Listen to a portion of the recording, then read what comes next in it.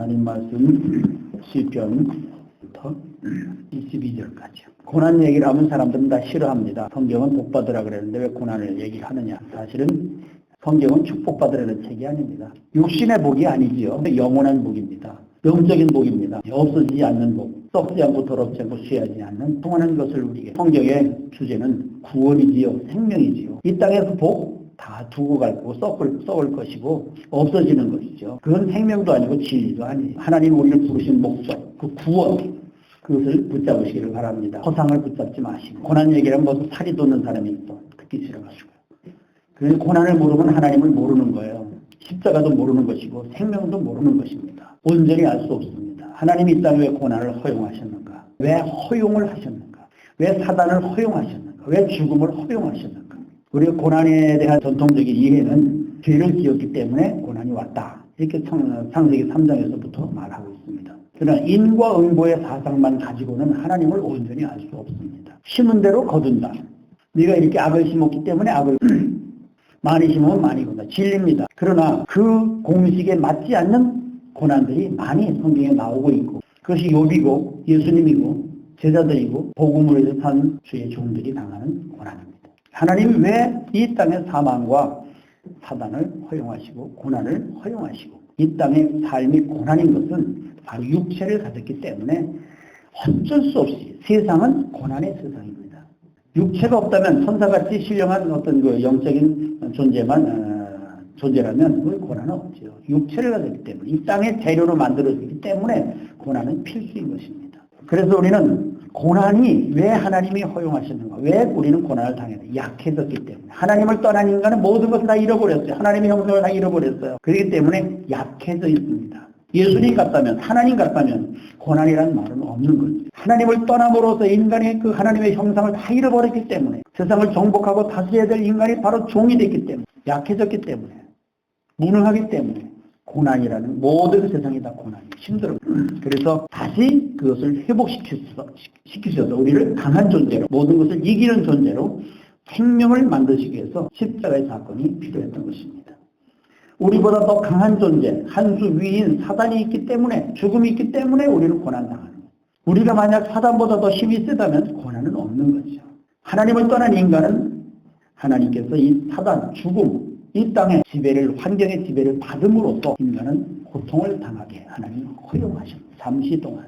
그러나 그 고통을 주시고 그것을 끝끝이 아니라 바로 그것으로 무엇을 만드시기로 하나님의 어떤 것을 역사하시고 만들어 가시고 이루시기 위하여 하나님은 고난이라는 방편, 세류를 사용하시는 것입니다. 사단을 사용하시는 것입니다. 죽음을, 고난을, 모순을 사용하시는 것입니다. 근데 우리는 거기 빠져들어가 하나님의 섭리, 하나님의 뜻을 모르고 하나님 믿지 않고 진리를 믿지 않고 그걸 찾지 않고 육신에 속해서 육신의 것만 추구하니까 고난에 잡혀버리고 아무것도 얻지 못하고 고통 중에서 생고생하다가 그냥 죽는 고난을 유익으로 바꿀 수 있는 저 여러분 되시기를 바랍니다. 본문 말씀에 그랬잖아요. 고난당한 것이 내게 유익이 되었다. 등장하는 인물 고난 안 당한 사람이 어딨습니까? 이스라엘 고난의 역사입니다. 인류가 고난의 역사예요. 고난을 받지 못하면, 알지 못하면 우리는 하나님을 알 수 없고 진리도 알 수 없고 주님께로 갈 필요도 없고 항상 우리가 편하다, 잘 된다, 내가 원하는 대로 기도한 대로 모든 것이 이루어진다, 만사형통한다 하나님을 찾을 필요가 없는 거예요. 그냥 거기서 안주해 버리고 마는 것이죠. 왜 여러분 기도하십니까? 왜 예수님을 믿으십니까? 왜 신앙생활 하십니까? 고난받지 않으려고요? 만사형통하려고요? 복받으려고요? 그렇다고 고난이 오지 않습니까? 고난은 죄를 지어야 받는 것입니까? 죄가 없는 사람에게도 고난이 오게 되어 있는 것입니다. 아무리 신앙생활을 잘하고 뭘 지키고 있고 다 잘해도 고난이 오게 되어 있습니다. 욥이 그런 경우죠. 욥. 그래서요. 욥이 뭐가 부족했습니까? 하나님도 인정한 동방에 순전하고 그와 같이 정직하고 하나님도 인정한 욥에게 고난이 왔습니다. 그 욥의 고난을 통해서 족장 시대 그 시대의 욥의 고난을 그런 말할 수 없는 의인이 당하는 고난을 통해서 우리에게 무엇을 가르쳐 주시려고 그런 의인에게 죄 없는 자에게 고난을 허용하십니다. 고난은 신비입니다. 신비. 인간의 한계를 넘어서는 인간의 지식으로 어떤 방법으로 행동으로 교리로 신학으로 뭘로 알 수 없는 그 한계 너머에 있는 하나님의 신비입니다. 어떤 사람은 고난을 많이 받아야 되는 것 같이 우리가 생각될 때도, 그 사람은 악인이고 죄인이고 고난 받아야 되는데도 고난도 안 받고 만사형통하고 잘 되고 기도도 안 해도 하나님 안 믿어도 잘 사는 사람이 있어요. 그러나 어떤 사람은 하나님을 잘 믿고 열심히 철저히 잘 하고 흠도 없이 전도 없이 정말 잘 지키고 그렇게 하는 사람도 고난 당하는 사람.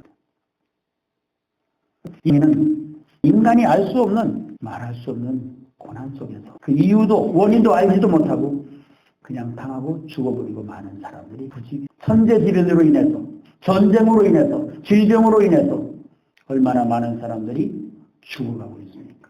그들이 죄가 있어서 그렇습니까? 이와 같이 인류가 사는 이 세상에는 말할 수 없는 고난들. 고난 안 당하는 사람들은 예수 잘 믿어서 그렇습니까? 기도 많이 해서 그렇습니까? 하나님 이쁘게 보셔서 그렇습니까? 그러니까 우리가 자꾸 인과응보로만 적용을 하는 거예요. 일본에서 무슨 지진이 났다면 거기 무슨 성적인 타락이 있어서 그랬다. 또 어디에 뭐가 있겠다면 또 뭐 이렇게 그래서 그랬다. 이런 식으로만 자꾸 적용을 하면요, 그 문제가 있습니다.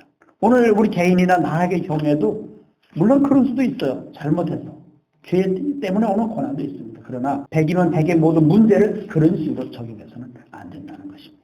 하나님은 그보다 더 넘어 더 크신 하나님의 섭리, 그 밖에는 하나님의 사랑으로 이 세상을 통치하고 계십니다. 하나님의 사랑 안에 하나님의 섭리가 포함이 되고 하나님의 섭리 안에 인과응보의 사상이 포함이 되는 거예요.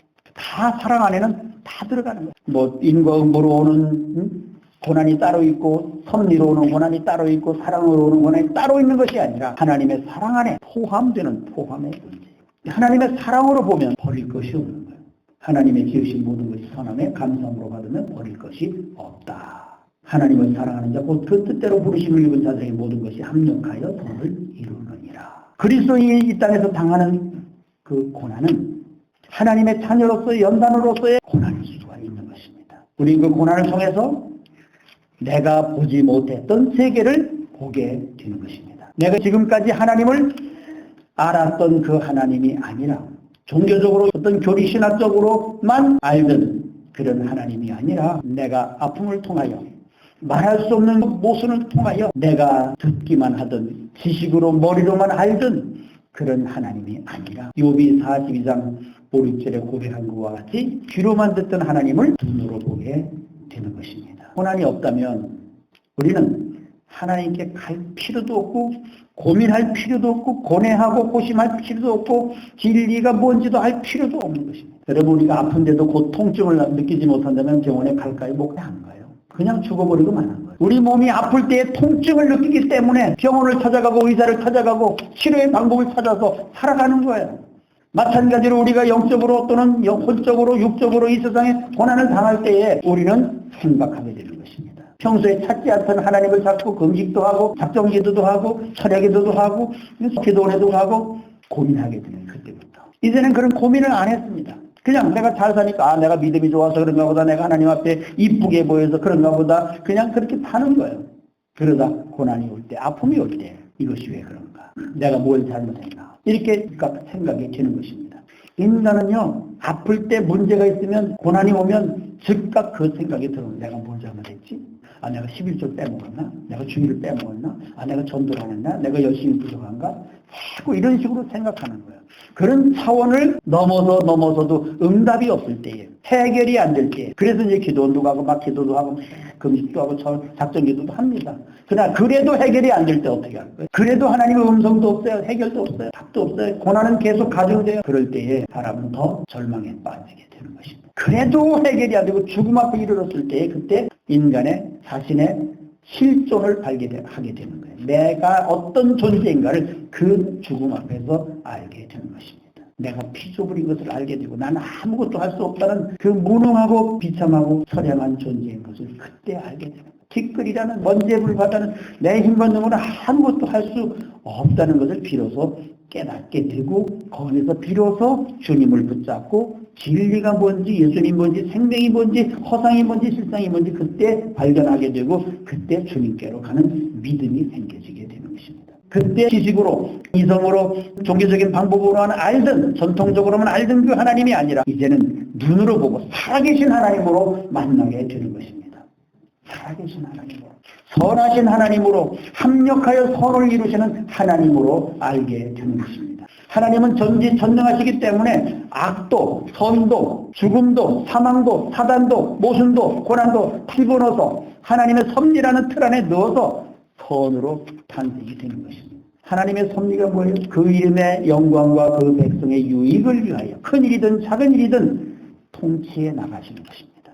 그래서 우리가 모순이다, 이제 큰일 났다, 절망이다, 답이 없다, 죽어야 된다, 이런 상황 가운데서도 끝까지 그분을 믿고 의지하고 그분을 붙잡을 때 그것이 바로 유익이 되고 선이 되고 영광이 되고 놀라운 역사가 일어나게 되는 것입니다. 하나님을 살아계신 하나님으로, 선하신 하나님으로, 좋으신 하나님으로 만나게 되는 것입니다. 그래서 우리는 하나님 바로 이 고난이라는 것을 통해서 자신을 계시하시고 자신이 우리 안에 들어오시고 우리가 그분 안에 들어가고 연합하여 하나님의 기쁜 것까지라도 다 통달할 수 있는 성령이 내 안에 내주내지 하시고, 자아가 죽을 때 내 어떤 능력, 내 어떤 방법, 나의 행동, 전통적인 모든 종교적인 방법, 이 인간적인 모든 것이 무너질 때에 오직 내 안에 주님께서 성령으로 역사하셔 하나님의 기쁜 것까지라도 통달하게 되고 하나님의 마음을 알게 되는 것입니다. 전체적인 하나님의 섭리를 알게 될 때에 더 이상 그에게는 고난이 그를 괴롭히시고 고난이 떠나가는 거예요. 죽음도 떠나가는 거예요. 사단도 떠나가는 거예요. 모든 것이 그 사람에게 더 이상 그를 괴롭히지 않고 떠나가게 되는 것입니다. 이해가 되십니까? 그래서 그런 과정을 통과한 사람에게는 다시는 죽음이, 다시는 고난이, 다시는 원수가, 모순이 그를 괴롭히지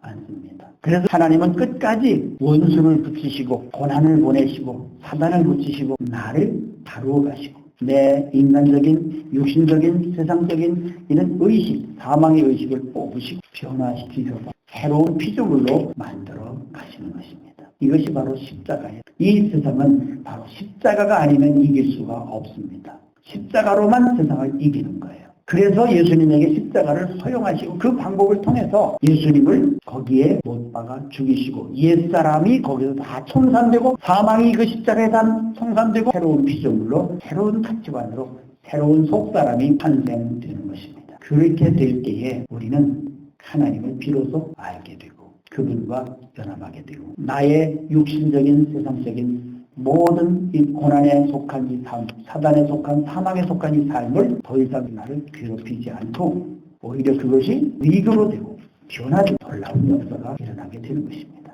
그러므로 하나님 안에서는 모든 것이 다 은혜요, 복이요, 사랑인 줄로 믿습니다. 하나도 버릴 것이 없습니다. 하나님은 인간들처럼 우리가 생각하는 것처럼 선만 가지고 선을 만드는 것이 아니에요. 하나님은 악을 가지고도 선을 만드시는 분입니다.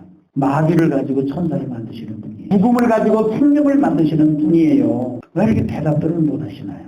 성경의 이야기 아닙니까? 십자가는 사망이요 죽음이요 그것을 가지고 생명으로 바꾸셨어요. 새로운 생명, 부활의 생명, 영원히 나는 목숨을 얻기 위하여 목숨을 버리노라.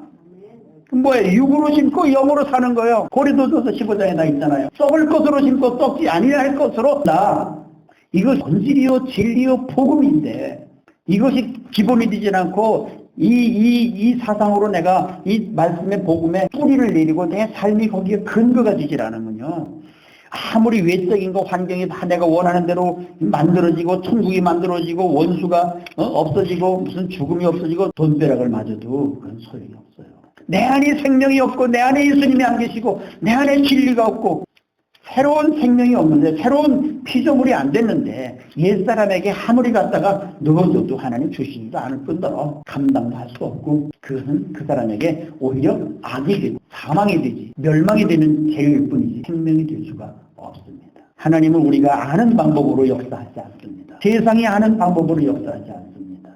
하나님은 전혀 인간의 그 한계, 인간의 지식, 이성을 뛰어넘어서 하나님의 방법으로만 구속의 역사를 이루어 가시고 생명의 역사를 이루어 가시는 것입니다. 인간이 알 수 있는 방법으로 하실 것 같으면 뭐하러 예수님을 보내시고 십자가가 뭘 필요하고 그럴 필요가 없습니다.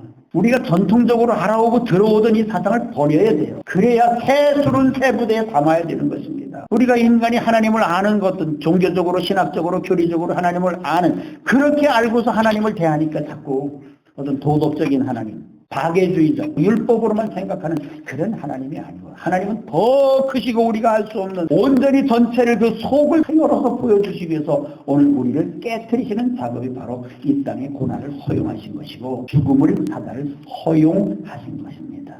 그 원리를 알면 울고불고 할 필요가 없어요. 오히려 우리는 웃고 춤추고 찬양하고 영광을 돌리는 삶을 살아야 되는 거예요. 항상 기뻐해야 되고요. 범사에 감사하는 그런 삶을 하는 것이 오늘 믿음의 은혜입니다. 고난이 온다고 해결할 수 없는 상황이 왔다고 절망할 필요도 없고 인상 쓸 필요도 없고 원망불평할 필요도 없고 모르니까 믿음이 없으니까 하나님 알지 못하니까 자꾸 원망하게 되고요. 낙심하게 되고요. 어떻게 살까 근심하고 두려워하고 걱정하고 그렇게 되는 거예요. 그래서 빨리 성장해서 영적인 사람 새로운 피조물이 돼서 이 세상은 모든 것이 합력하여 선을 이루신 하나님의 섭리 안에 있구나. 그분이 모든 것을 다 주관하고 계시는구나. 예수님도 나를 따라오려거든 너를 부인하고 네 십자가를 지고 나를 따라와라 말씀하셨잖아요. 육은 십자가를 지기 싫어하죠. 고통 없는 생명은 생명이 아닙니다. 생명은 고통으로만 만들어지는 것입니다. 편안한 가운데 호텔방에서 호의호식하면서 생명이 만들어지는 게 아니에요. 만상을 통하면 멸망, 영혼은 죽는 거예요. 인간의 이 인류의 발전이 이게 왜 생겼습니까? 문명의 발전은 고난 속에서 만들어진 겁니다. 그렇죠? 고난이 이 땅에 있기 때문에 인간의 문명이 발전이 된 거예요. 고통 속에서 고난 속에서 명작품들이 나왔잖아요. 그 명작품들이 수많은 그런 문학작품들이 그런 호텔방에서 잘 먹고 그러면서 만들었습니까? 하나님이 요백에 왜 그 의인에게 고난을 허용하셨는가? 오늘 우리가 예수 믿고 정말 열심히 하고 정말 상을 받아야 되는데 복을 받아야 되는데 복은커녕 오히려 쪽방 깨져요. 왜 하나님 그 전지전능하신 하나님 왜 그랬습니까? 하나님 우리 인간이 세우는 질서를 깨뜨리시기를 원하시는 거예요. 우리 인간의 질서가 뭐예요? 우리가 자라면서 내가 앞으로 뭐가 되고 몇 살에 직장을 가지고 몇 살에 결혼하고 아이를 낳고 어떻게 살고 자기 질서가 있어요. 신앙상으로는 이렇게 하고 저렇게 하고 이렇게 되겠다 하는 기준이 있는 거예요. 그러나 하나님은 그것을 여지없이 깨뜨리십니다. 그래서 여러분들이 여기 와서 앉아 계신 거예요. 여러분들이 원하는 대로 기도한 대로 다 됐으면 여기 오시지도 않았습니다. 하나님을 알지도 못했어요. 여러분의 사업이 안 됐고 여러분의 인생이 안 됐기 때문에 예수를 믿게 되는 것입니다. 다 그렇게 해서 부름으로 받았잖아요. 어떤 사람은 병이 걸려서 어떤 사람은 사업에 가정에 고난이 왔기 때문에 하나님을 만나게 된 것입니다. 그게 고통이 없이는 생명이 만들어지지 않는 거예요. 인간의 육신적인 생명도 뱃속에서 10달 동안 출산의 고통을 통해서 탄생됨으로써 기뻐하고 감사하고 생명이 어떻게 쉽게 만들어집니까? 마찬가지로 새로운 피조물, 우리 속사람도 육이 죽는 아픔, 십자가에 매달리는 아픔, 이 고난의 아픔, 이 아픔을 통해서 새로운 생명체가 만들어지는 겁니다. 하나님은 우리 진리의 말씀 우리 뼈에 각인시키기를 원하셔요. 가슴에 새기기를 원하셔요. 머릿속에 새기는 건요 생명이 안 되는 거예요. 그래서 우리 가슴에 뼈에 말씀을 새겨서 영원히 그 말씀에서 떠나지 못하도록 떠나지 않는 하나님의 자녀로 만드시기 위해서 우리를 강하게 아주 모질게 냉정하게 연단을 하시는 줄로 믿습니다. 하나님의 연단은요 인간이 생각하는 그런 연단이 아니에요. 사람은 이렇게 때리다가도 잘못했다고 싹싹 쓸고 막 그냥 다시 나가다가 봐줍니다. 그러나 하나님은 이렇게 빌어가지고 되는 분이에요. 아주 모질고 냉정하게. 하나님의 아들이 못 박혀 돌아가실 때 엘리 라마 사바키 어찌하여 하나님 나를 버리십니까? 하나님이 예수님을 버리셨어요. 그것은 왜요? 생명을 만드시기 위해서 새로운 피조물을 만드시기 위해서 아주 냉정하게 돌아가셨습니다. 못 버티하셨습니다. 만약에 예수님을 이거 십자가에서 기도하는 소리를 들으시고 불쌍히 여기서 내려가서 구원 역사는 이루어지지 않았습니다. 그러니까 본질을 잡으라 그 말이에요. 진리를 잡아라 그 말이에요. 유미를 믿으면 허상을 따라서 그냥 듣고 보고 하는 수단 방법 가지고 문제 해결하고 육신적인 어떤 문제 해결하려고 하지 마시고 하나님은 우리 영의 속사람을 완전한 사람을 새로운 피조물을 하나님과 동행하는 사람을 주님이 내 안에 내가 주님 안에 영원한 강자로 만드시고 영원한 생명으로 만드시기 위해서 우리를 그렇게 혹독하게 다루시는 줄로 믿습니다. 이해가 가질 않아요. 어떤 때는 이해가 가질 않아. 내가 뭘 잘못해도 저 원수가 끝까지 나를 잡아먹지 못해가지고 저 원수가 주님의 마음을 가질 때까지 하나님은 나를 다루어 가시는 거예요. 여러분 하나님 사랑하십니까? 사랑하는 자는 징계가 있습니다. 히브리서 12장에 말했습니다. 사랑하면 육신의 복을 주시는 것이 아니고 사랑하는 자를 통하여 하나님의 나라의 일꾼을 만드시는 거예요. 구약 성경이나 신약 성경이나 하나님을 사랑하는 자를 들어 쓰셨지 사랑하지 않는 자를 쓰신 적이 없어. 그러면 하나님 사랑하십니까? 함부로 대답하지 마세요. 사랑하는 자를 특별히 다루신다니까요. 나라를 사랑하는 사람이 나라를 위해서 죽는 거예요. 하나님 나라를 사랑하는 사람이 하나님 나라를 위해서 자기를 버리는 거예요. 우리는 사랑한다 하면 하나님 복 주시겠지. 육신의 복을 바라고 세상 복을 바라는 거예요. 그게 아니에요. 육신에서 빨리 벗어나. 하나님을 사랑하는 자에게는 바로 그 사람을 다루시고 연단하셔서 사명을 주셔서 그 사람에게 정말 복음을 진짜 참 복음을 주셔서 생명을 주셔서 생명의 사람으로 만드셔서 그가 가는 곳에 생명을 전하게 하시는 것입니다. 그래서 고난이 좋은 사람은 하나도 없습니다. 짐승도 육체의 고통을 싫어합니다. 하나님의 그 싫어하는 것을 땅에 허용하셨을까요? 왜 교회에 허용하셨을까요? 그것을 통해서 생명을 만드시기 위한 세상의 종로로 받은 우리가 허상을 따라가던 우리가 사망의 종로로 받은 우리가 십자가를 통하여 거듭남을 통하여 새로운 피조물을 통하여 생명이 됨으로써 더 이상 세상에 끌려가거나 종로로 타지 않고 그것을 정복하고 다스리는 하나님의 사람으로 만드시기 위해서 그것이 창세기 1장 28절의 말씀으로 되돌려 놓기 위한 하나님의 역사인 줄로 믿습니다. 신약이나 구약이나 우리가 신앙생활하는 것은 먼저 우선적으로 하나님의 형상을 회복하는 거예요. 십자가 사건은 잃어버린 하나님의 형상을 회복한 사건입니다. 다 이루신 사건입니다. 이런 번영적인 그런 말씀이 아니라니까요. 생명을 살리기 위한 말씀이라니까요. 제가 지금 생명의 말씀을 전하고 있다니까요. 여러분의 속사람이 살아나야 된다니까요. 육이 죽어야 된다니까요. 허상을 따라가는 부자 되고 싶어하고 솔로몬도 어쩌다고 그랬잖아. 솔로몬보다 더 많이 예수 잘 믿고 더 지혜를 받고 더 많이 복을 받는다 해도 그것은 썩을 것이요. 생명이 아니고 진리가 아니라니까요. 내 안에 예수님만 계시면 내 안에 정말로 내가 새로운 피조물로 주님과 연합한 자만 되면 세상 그 문제는 문제가 아니라니까. 문제는 내가 연약하기 때문에 문제로 보는 것이지 내가 새로운 피조물이 되고 속사람이 살아나서 진리로 생명으로 만들어지기만 하면 더 이상 문제는 없다니까요.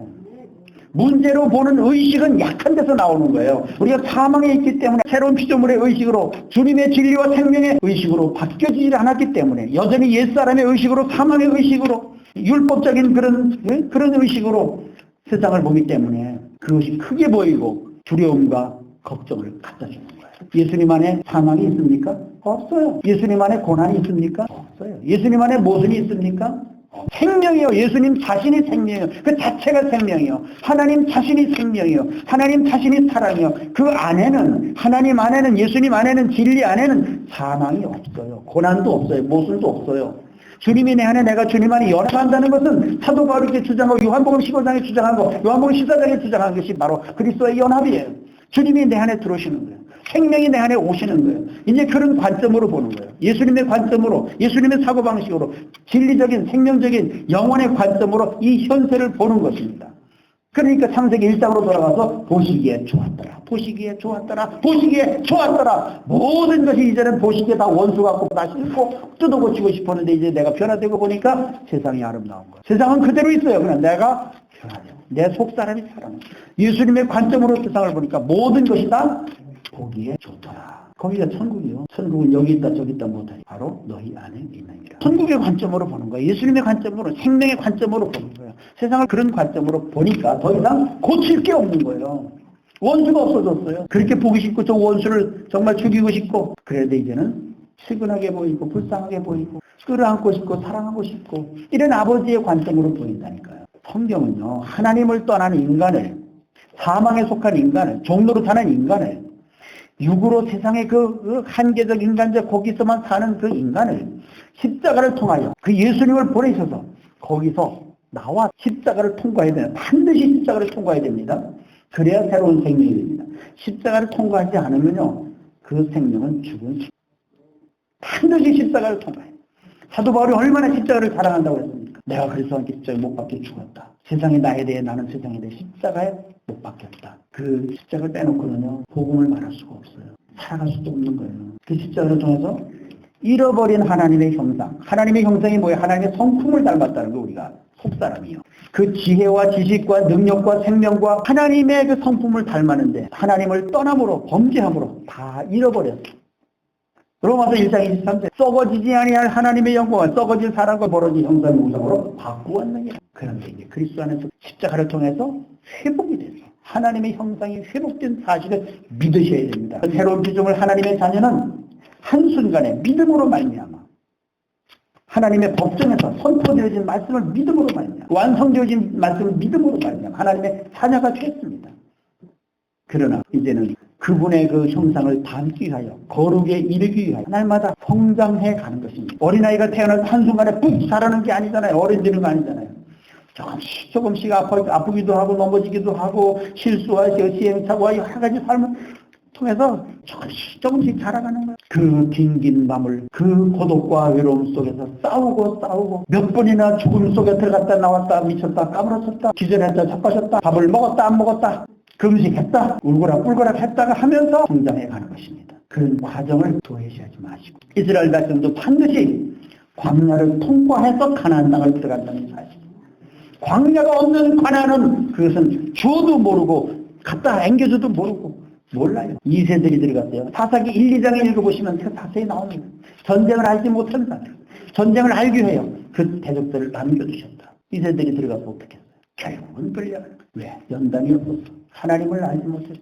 하나님을 알려주시기 위해서 우리를 때로 아프게도 하시고 힘들게도 하시고 모순 속에 말할 수 없는 이해할 수 없는 그런 상황 속에도 집어넣을 때가 있습니다. 이것이 바로 어두운 밤이요. 어두운 밤에 우리는 화된 것입니다. 밤에 정화되는 것입니다. 밤에.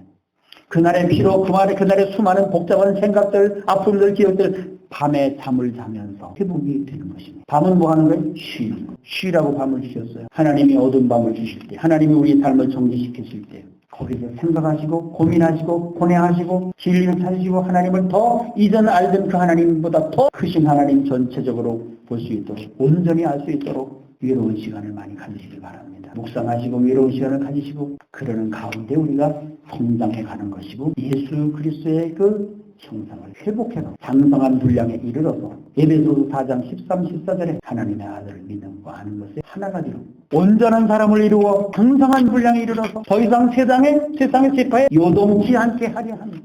세상의 어떤 것도 그 사람을 넘어뜨릴 수 없는 요동할 수 없는 견고한 삶을 만드시기 위하여 우리를 그렇게 연단하시는 줄로 믿습니다. 우리가 좀 역설적으로 듣지 못했던 그런 방법으로 듣고 알고 그래야 다른 세계를 보는 것입니다. 맨날 그저 전통적으로 들어오고 배웠던 그런 얘기만 하면 다른 세상을 볼 수 없어요. 그러니까 또 반복이요. 또 해결했다 해도 또 다음에 또 문제만 하면 또 못 이겨. 또 반복을 해서 또 반복. 끝까지 하나님이 쫓아다니면서 문제 해결해 주시. 이제는 내가 진리가 되고 생명이 돼. 내가 스스로 이겨나가는 강한 존재로 하나님은 만드시기를 원하시는 것입니다. 강한 존재가 뭐예요? 영의 사람이 되는 거예요. 영의 사람만 세상을 이길 수가 있어요. 육을 다스리고 세상을 다스릴 수가 있는 것입니다. 그것이 바로 성령의 사람, 성령의 사람. 그래서 더 이상 시시한 것들에, 육신적인 것들에 이것 때문에 잡히고 힘들어하고 울고불고 하지 이제는 풍성한 삶을 모든 사망에서 나를 괴롭히던 그런 고난에서 벗어나서 풍성한 삶, 누리는 삶, 생명의 삶, 이기는 삶을 사시기를 바랍니다. 더 이상 사망이 그를 주장할 수가 없습니다. 누가 우리를 그리스도의 산에서 끊으리요? 환난이냐, 곤고냐, 핍박이냐, 어떤 것도. 그게 사도 바울의 주장이 아닙니까? 얼마나 놀라운 그런 고백들 하시기 바랍니다. 시편 기자가 오늘 그 말씀합니다. 그 고난 속에서 다윗이 그 고난 속에서 깨달은 게 뭐예요? 전통적으로 들어왔던 그 하나님이 아니라 삶의 고난을 통해 하나님이 어떤 분인지 알게 되고 그런 고백을 하게 되는 것입니다. 그래야 영적 지도자가 될 수 있는 것입니다. 영적 지도자는 바로 그런 과정을 통과해서 주님과 연합해서 그 생명을 아는 자만이 생명을 줄 수가 있는 것입니다. 생명이 있어야 생명을 줄 수가 있고 영향력을 끼칠 수가 있는 것입니다. 여러분의 고난이 하나님께 영광이 되고 여러분에게 유익이 됐습니까? 이것을 알지 못하면요 하나님을 반쪽밖에 알지 못하는 것입니다. 진리를, 생명을 몰라요. 본질에 대해서 모르는 거예요. 그냥 육신적으로 세상적으로 그저 부족함이 없이 그저 넉넉하게 받고 사는 이것만 복이라고 하지 모세의 고난이 하나님께 영광이 되고 그 자신에게 유익이 되었습니까? 야곱의 고난이 하나님께 영광이 되고 그에게 유익이 되었습니까? 요셉의 고난이 그의 하나님께 영광이 되고 그에게 유익이 되었습니까? 사도 바울의 고난이 하나님께 영광이 되고 그에게 유익이 되었습니까? 여러분의 고난이 하나님께 영광이 되고 유익이 되도록 만들어가야 돼요.